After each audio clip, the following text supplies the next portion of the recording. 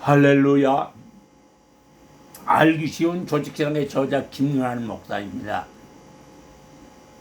오늘은 구원론 두 번째 시간으로 하나님의 일반적 은총의 효과를 알아보면서 여러분과 함께 은혜를 나눠보고자 합니다. 창세기 1장 26절로 31절 말씀 중 하나님이 가라사대 우리의 형상을 따라 우리의 모양대로 사람을 만들고 하신 창세기 1장 26절 말씀입니다.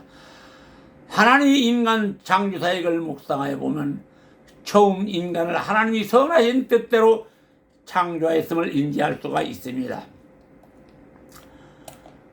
그렇다면 죄의 시작과 하나님의 일반적 은총, 창세기 2장 17절 선악을 알게 하는 과실을 먹는 날에는 정령 죽으리라. 하나님의 경고를 잊은 아담과 하와의 범죄로 인하여 사망이 선고되었으나 하나님은 이를 즉시 집행하지 아니하시고 하나님은 그들을 당장 죽이지 아니하시고 창세기 3장 21절 아담과 하와에게 가죽옷을 만들어 입히셨습니다. 그러나 그들이 지은 죄의 대가는 당장은 아니지만 인간의 죽음이라는 형벌을 불러왔습니다. 그런데 하나님이 일반적 은총으로 형벌의 시간을 연장하였을 뿐 하나님이 경고의 말씀은 반드시 지켜진다는 사실을 인지해야 합니다. 눈에 보이지 않는다고 죄를 짓고도 태어나려고 하지만 하나님의 경고는 반드시 집행된다는 사실은 사람이 당장 죽음은 보이지 않지만 히브리서 9장 27절 한 번 죽는 것은 사람에게 정하신 것이요 그 후에는 심판이 있으리니 만유의 주 되신 하나님은 예정하신 심판을 위하여 자연을 오차없이 진행하여 죄를 짓지 않는 사람에게 피해가 없도록 섭리하시는 하나님이 일반적 은총입니다. 하나님이 일반적 은총인 죽음의 원인을 잘 이해하게 되면 사람이 죄를 떠나 마음이 평안한 마음으로 살아갈 수 있습니다. 두 번째, 일반적 은총은 죄가 무제한으로 확산되지 못하게 하신다. 로마서 13장 1절에서 3절 모든 권세는 다 하나님이 정하신 바라 그러므로 권세를 거스리는 자는 하나님의 명을 거스림이니 거스리는 자는 심판을 자취하리라. 관원들은 선한 일에 대하여 두려움이 되지 않고 악한 일에 대하여 대나니 내가 권세를 두려워하지 아니하려느냐 선을 행하라 그리하면 그에게 칭찬을 받으리라. 죄가 무제한 확산되지 않게 하시기 위하여 상벌제도를 확립하셨다는 의미이고 권세에 도전하는 죽음뿐이라는 말입니다. 어떤 목사들은 인간 세상에서 권력을 잡은 자들이 잘못하는 것 같으면 지적해서 바로잡아야 한다고 말하지만 절대 그렇지 않습니다. 디모데전서 2장 2절 임금들과 높은 지위에 있는 사람들 위해서 기도하라. 세상을 혼란스럽지 않도록 최대한의 질서를 지키게 하고 죄의 무제한 확산을 막으시는 하나님이시므로 권선징악의 죄들을 세우게 하셨습니다. 하나님께서 세상을 간섭하지 않으면 이 세상은 마치 죄가 창궐하여 약육강식의 세상이 될 것이므로 일반적 은총의 성령의 간섭이 질서를 유지하게 만든다는 논리입니다. 세 번째, 인간에게 기본적인 진리와 도덕과 종교의 감각을 주셨습니다. 사도행전 12장 22절 창세로부터 거의 보이지 아니하는 것들 곧 그 영원하신 능력과 신성이 그 만드신 만물에 분명히 보여 알게 되나니 그러므로 저희가 핑계치 못할지니라. 썩어지지 아니하는 하나님의 형상을 사람과 금수와 버러지 형상의 우상으로 바꾸었느니라. 하나님은 윤리와 도덕이라는 규례를 세우시고 모든 인간에게 종교성이 있는 것은 하나님께로부터 임을 분명하게 밝히고 있습니다. 우리의 모양대로 우리가 사람을 만들고 창세기 1장 26절 이 우리라는 표현은 천사들을 지칭하고 천사들은 하나님을 섬기는 것이 그들이 본분이듯 사람도 하나님을 섬기는 것이 본분임은 두말할 필요가 없습니다. 하나님은 우리의 영혼의 주인이시기에 하나님을 아버지라고 부르지 않습니까? 그럼에도 사람들은 알지 못하는 신에게 절하는 우상숭배에 빠짐으로 하나님을 정죄하시게 하므로 때로는 하나님의 징계가 사람이 감당할 수 없을 만큼 쏟아붓기도 하셨습니다. 인간의 죄로 인하여 마지막 종말은 언제일지 모르지만은 피할 수 없으므로 광활한 우주의 종말을 말하기보다는 나 개인의 종말을 아름답게 맞이하기 위하여 계명을 지키는 사람이 구원받는 사람인 줄 믿으시기 바랍니다. 네 번째, 비록 외면적이고 세속적이나 선과 의를 수행하게 하신다. 로마서 10장 2절 너희는 이 세대를 본받지 말고 오직 마음을 새롭게 함으로 변화를 받아 하나님이 선하시고 기뻐하시고 온전한 뜻이 무엇인지 분별하도록 하라.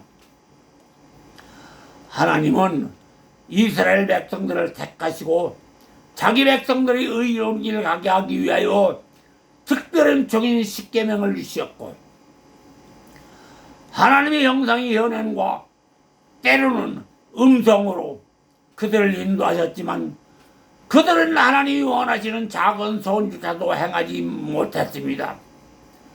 그럼에도 자기 백성들을 사랑함으로 인간들이 스스로 행하는 선과 의로움조차도 인간 스스로 행하는 것이 아니라 하나님께서 할 수 있도록 허락하셨기 때문에 선을 행하고 의를 추구한다는 논리입니다.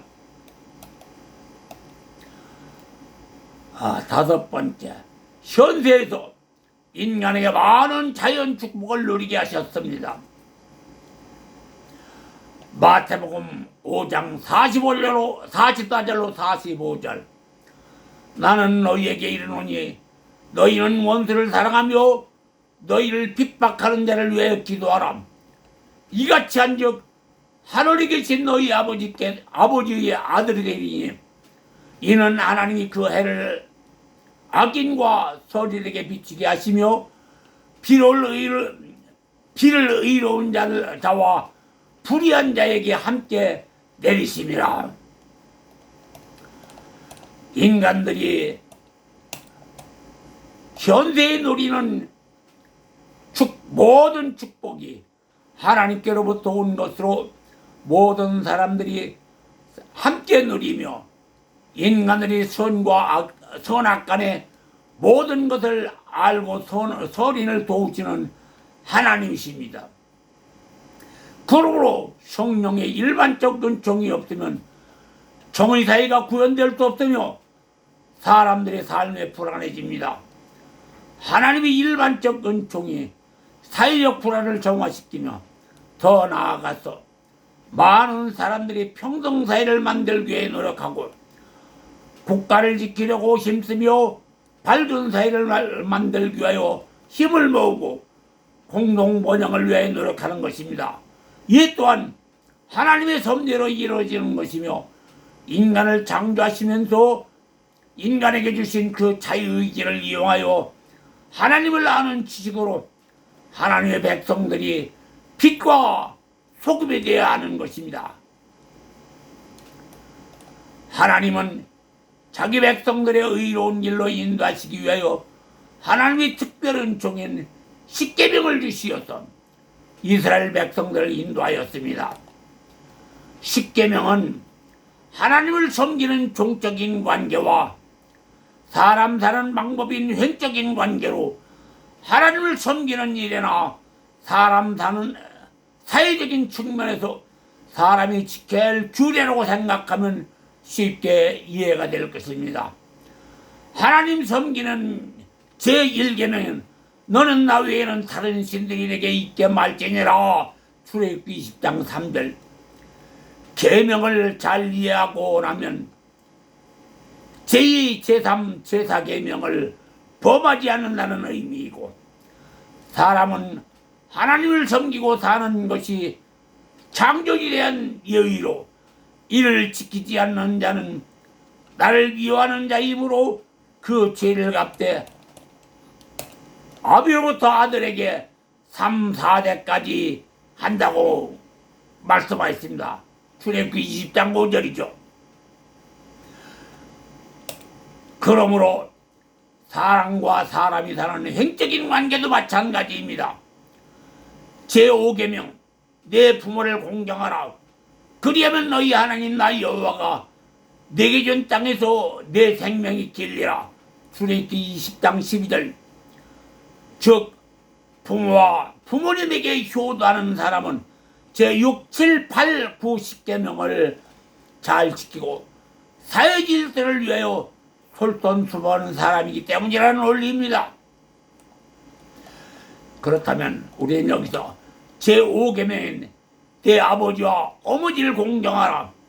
이것이 약속 있는 첫 계명이니 내가 땅에서 잘되고 장수하리라. 에베소 6장 2절 말씀입니다. 나를 사랑하고 내 계명을 지키는 자에게 내가 천대까지 은혜를 베푸느니라. 출애굽기 20장 6절 말씀이죠. 첫 계명이라고 한 말씀에서 저는 비밀을 풀었습니다.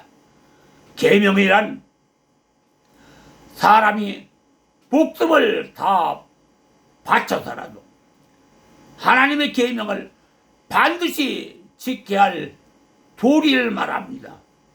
하나님은 사람이 윤리적인 삶으로 죄의 창고를 막고 하나님의 계명을 지키며 창조주 하나님을 섬기는 것이 인간 삶의 도리이듯 부모에게 효도하며 사는 것이 사람 삶의 근본이자 축복받는 비결이라는 논리입니다. 그런데 우리 개신교 목사님들 부모에게 효도하는 것이 하나님의 계명을 지키는 길이라고 가르치는 설교 들어본 적이 없습니다. 우리는 여기서 조금 잘 산다고 경제 논리만 말하지 말고 우리나라의 반만년 역사를 지켜온 앞서가신 서린들의 삶이 어떻게 살아왔나 돌이켜봅시다. 앞서가신 선인들은 윤리를 근간으로 삼고 비록 가난했지만 윤리적인 삶에 최선을 다하여 나라를 지켰다고 역사는 증언하고 있습니다. 현재 우리는 대체로 부족함이 없이 살면서도 부모에게 효도하려고 하지 않는 것은 다른 사람과의 비교적 금전적인 비교, 그리고 아버지에 대한 무언의 반항 심리에서부터 시작하여 어머니의 가정교육에 대한 무관심으로 방임된 정신 영역으로 말미암아 사회생활도 어지럽게 하여 자식들이 부모가 늙으면 요양원에 고래장하고 자기만 편하게 잘 살려고 하기에 폐륜의 소리를 듣게 되는 것입니다. 폐륜의 소리를 듣는 사람은 매사에 잘되는 일이 없고 불행이 꼬리표처럼 마음속에 따라다니고 종국에는 불의한 행위로 인하여 부모가 죽은 후에 가슴에 이어놓는 남아 이것이 자칫 스스로 방기된 생활을 함으로 자신이 사회생활에도 왕따된 느낌이 들어 삶이 불안하게 되고 인생 마지막에는 통안의 눈물을 흘려보지만 처절한 죄의식 속에서 인생을 막아보게 된다는 진리를 성도들에게 인지시켜 교회가 우리 사이에 등불이 되어야 합니다.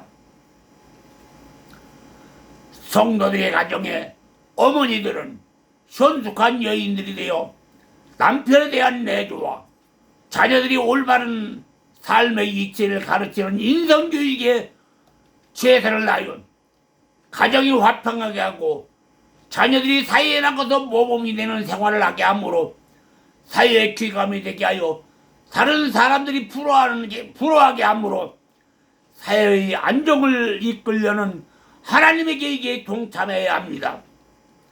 사람은 누구나 한 번은 죽는 것이 정한 이치입니다. 크리스찬의 아내들이여 육신의 욕구를 참아내고 하나님이 주신 믿음의 의지로 너희는 나가서 소금이 되라 빛이 되라 하신 말씀을 순종함으로 자신의 앞날의 행복을 위하여서 세상의 등불이 되어야 하는 줄 믿으시기 바랍니다. 6번째, 하나님이 1번째 은총에 죄악의 창고를 막게 하였습니다. 사람이 하나님을 섬기면 하나님이 영혼을 주어 사람을 창조하셨기 때문입니다. 그리고 내 부모에게 영혼 효도해야 하는 이유는 부모를 통해서 내가 세상에 태어났기 때문에 부모를 공경하는 것이 삶의 첫째가는 윤리요 하나님의 계명을 지키는 길인 줄 믿으시기 바랍니다. 사회가 오늘날과 같이 피폐된 것은 사람이 살면서 인간으로서 지켜야 할 부모에 대한 도립, 즉 하나님의 계명을 지키지 않음으로써 가정윤리가 무너지고 죄악이 시작되어 갈 때 성령의 중재를 육신의 소욕 때문에 받아들이지 않으므로 사단이 하나님의 계획을 방해한 사건을 인지하게 되면 쉽게 이해가 될 것입니다.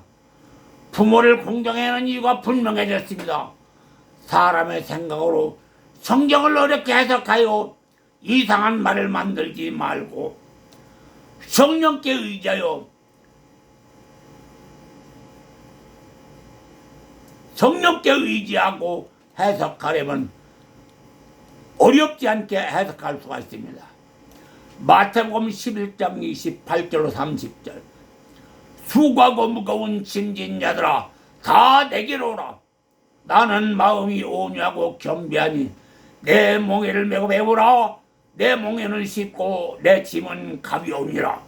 이 말씀을 숙고해 보면 하나님의 말씀을 깨달을 수 있는 것은 일반 종교에서 말하는 수신제거나 무거운 수행이 아니고 기도하고 말씀을 묵상하면 성령의 도우심으로 어렵지 않게 해석할 수 있다는 논리로 영성개발에 도움이 됩니다.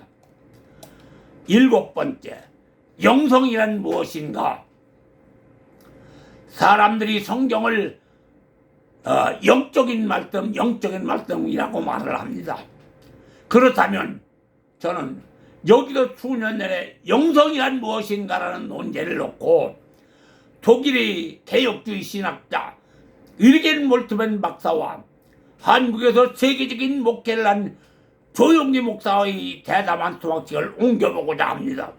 그 이유는 유명한 목회자들이 생각하는 영성의 관점을 비교해보고 각자의 신앙을 발전시키기 위해서입니다. 그러면 먼저 위르겐 몰트만 박사, 영성이란 하나님의 영을 기대하는 곳에서 경험을 통해 개발될 수 있다고 본다. 한 개인의 마음 깊은 곳에서 하나님의 영이 존재할 때 개인의 영성이 개발될 수 있다. 성령이 육신에 부어 넘칠 때 우리의 삶의 모든 영역에서 영성이, 생명이, 사랑이 자랄 수 있다.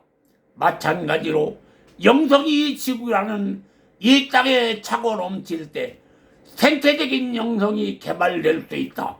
이렇게 성령이 우리 마음의 경험을 통해 새로운 심령과 마음을 키우고 성령의 힘을 체험할 수 있다. 성령의 힘을 하늘로부터 내려오는 것일 뿐 아니라 미래의 삶에 대한 기대로부터 얻을 수 있다. 우리는 이런 경험을 통해 더 큰 사랑과 희망에 대한 확신을 가질 수 있다라고 하였습니다. 그렇다면 우리 조용기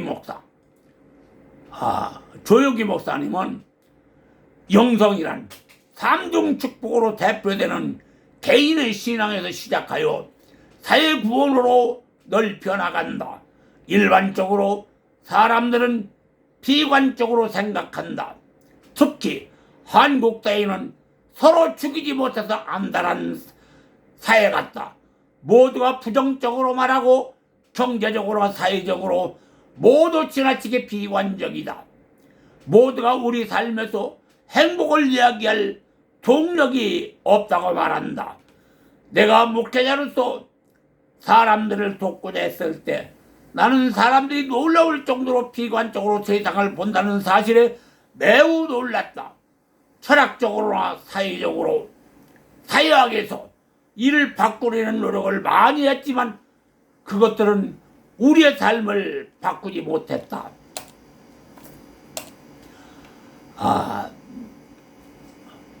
이 두 분의 신앙과는 확연히 다릅니다.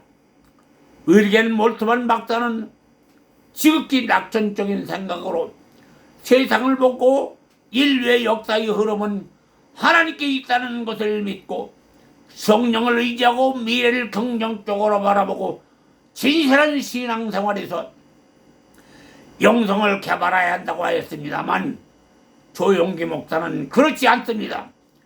세계적으로 돌아다니면서 하나님이 주신 능력으로 목회를 하다 보니 사람들의 존경을 한 몸에 받고 부족함이 없는 생활을 하였고 스스로의 생각으로 성경을 철학적이나 실학적으로 논증하여 거창의 삼중 축복과 4차원 영성실학을 거론하면서 세상을 바꿔보려고 불구대학원에 가서 구원이 예수에게만 있는 것이 아니라 석가모니에 있다고 강요한 사실이 있습니다. 그러나 세상을 바꾸는 것은 하나님이 일하시는 영역입니다. 예를 들면 마틴 루터가 종교개혁을 이루는 것이 아니라 하나님이 마틴 루터나 칼빈, 찌빙글리 등 종교개혁들을 이용하시어 종교개혁을 이루신 것입니다. 아무리 세계적인 목회를 했다 하더라도 한 개인이 스스로 세상을 바꾸려고 한다고 해도 세상은 바뀌지 않습니다. 90대인 윌겐 몰트맨 박사나 80대인 조용기 목사는 두 분 모두 일평생을 하나님의 성령을 의지하고 목회를 하면서 신학을 연구하고 사회의 변화를 위하여 노력한 사람들인데 하나님이 성령을 생각하고 영성을 개발하는 생각과 의지는 두 사람이 현격한 차이를 보이고 있는 것입니다. 그러나 저는 누구의 영성을 따르고 권면하지 않겠습니다. 명철한 판단은 자기 신앙을 지키는 최고의 무기이기 때문입니다.